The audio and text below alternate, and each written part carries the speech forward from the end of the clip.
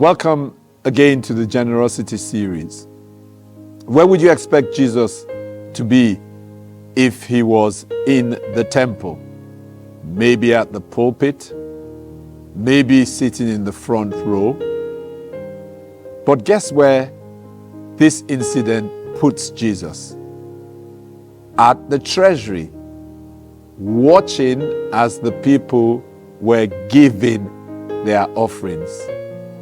Why was he there? Because he wanted to teach us some fundamental principles of the kingdom with regards to giving. And there are two fundamental principles that he teaches us. But then let's read the account so that we have that at the back of our minds as we talk about these two fundamental kingdom principles. It's taken out of Luke, the 21st chapter, verses 1 to 4. And I'm reading first the King James Version, and then I read the Passion Translation. And he looked up and saw the rich putting their gifts into the treasury. And he saw also a certain poor widow putting in 2 mites. So he said, "Truly I say to you that this poor widow has put in more than all, for all these out of their abundance have put in offerings for God, but she out of her poverty put in all the livelihood that she had." The Passion Translation puts it this way: Jesus was in the temple observing all the wealthy, wanting to be noticed as they came with their offerings. He noticed a very poor widow dropping 2 small copper coins in the offering box. "Listen to me," he said.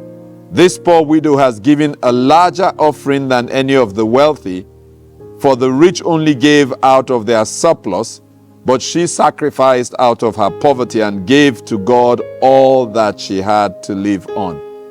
I said 2 fundamental principles. First one, the widow gave a larger offering, even though she only gave 2 copper coins, than all the rich people who came and brought in bags of money, loads of money.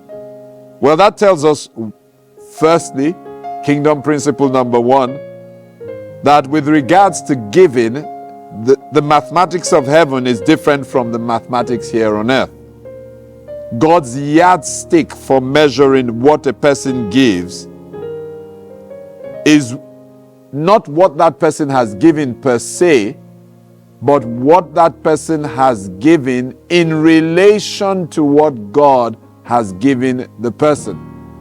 So in that mathematics, it is possible for 2 copper coins to be more than £1,000, because relative to what they have been blessed with, the widow who gave the 2 copper coins out of what she had gave more than the person who gave, say, £1,000 out of what God has blessed them with. And God watches these things. That's the whole story.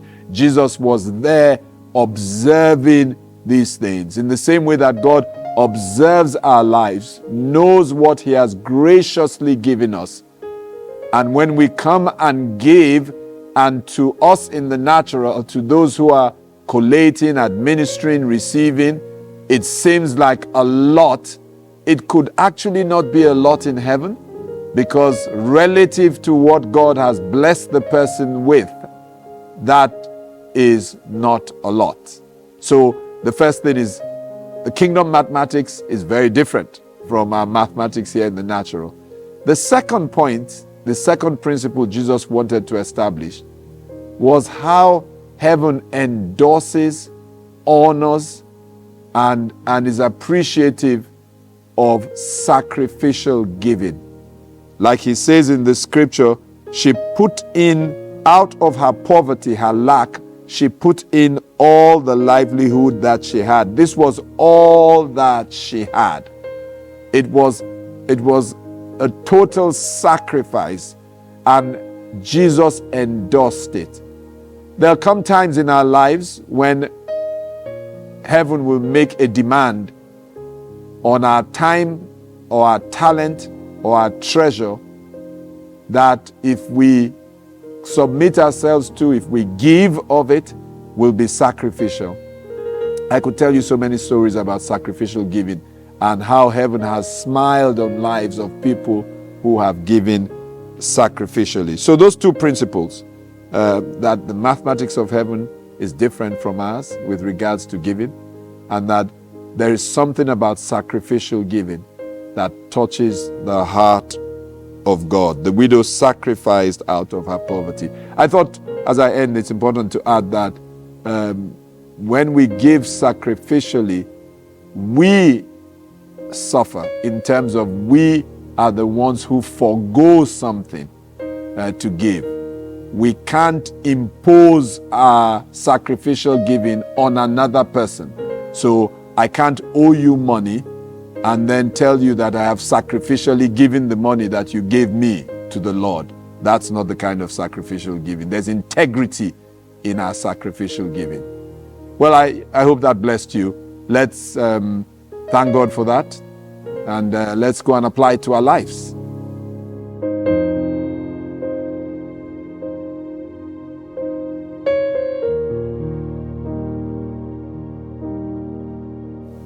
Thursday, day 6 of POG. This is a wonderful opportunity for us to practice some of what we have been learning, particularly with regards to giving of our treasure. Don't forget, it's time, talent, and treasure, but we give of our treasure. So let's prepare to do that. Let's prepare to worship God with our offering. Let's prepare to worship Him out of what He has blessed us with as we give our offerings on day 6 of POG. The various ways to give will be on the screen or on your devices. Let's choose the way we would give normally, and let's give, and then let's worship Him. God bless you.